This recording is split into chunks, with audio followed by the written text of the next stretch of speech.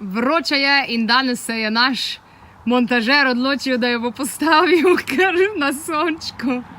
Evo, kako gre? Da dokončamo to travmo sestavljanja. Evo, v praksi gre to tako.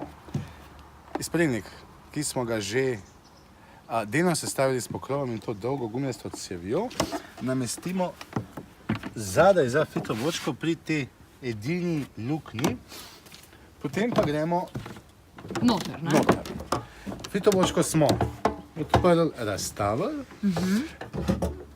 vzamemo iz nje tudi to klopco, katero bomo kasneje rabili za pomoč pri nameščanju tega vmesnika. Vmesnik in prvi korak. Vmesnik nekako vtaknemo v luknjo z tem tesnili in tem čepom na notranji strani. Se pravi, ta dolgi lulček je zunaj. Je zunaj. Vtaknemo ga skozi to luknjo. Ok, ena je edina luknja. Namestimo. Potem si pa, če nimamo pomoči in smo sami, pomagamo s temi klopcami in s temi stopnicami, da to nekako učvrstimo. Je zelo enostavno.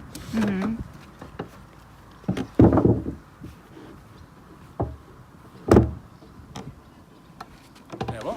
Pod polco si po domač povedal. Pod polco. Ok. In zdaj je tukaj tale... Je ta lulček, ki gleda z te luknje, na katerega namestimo ta vijak.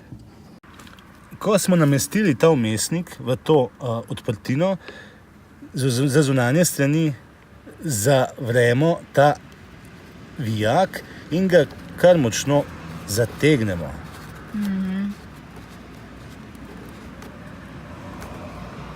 Tako. Pa sam ta cev noter in to je In to. potem zelo enostavno nataknemo to cev.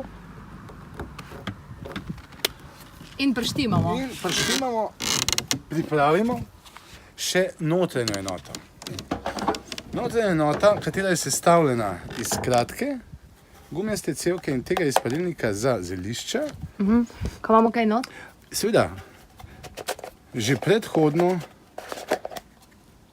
smo dali sveže vrbove listke, da bo lepo sovpadalo z okolico in tem vonjavami v naravi.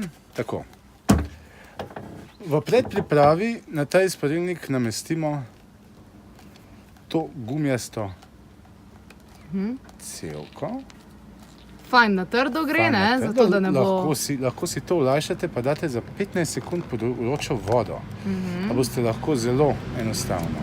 To nekako izgleda tako. In še zadnji korak, odstranimo Aha, tale čepek. tak šepek.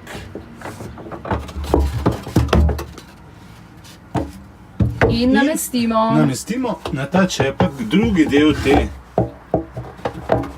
gume. Tako. Bravo! Stvar je končana. Vrnemo v to bočko samo še sedalo. Klopco. Zlezemo vanjo, zapremo in uživamo.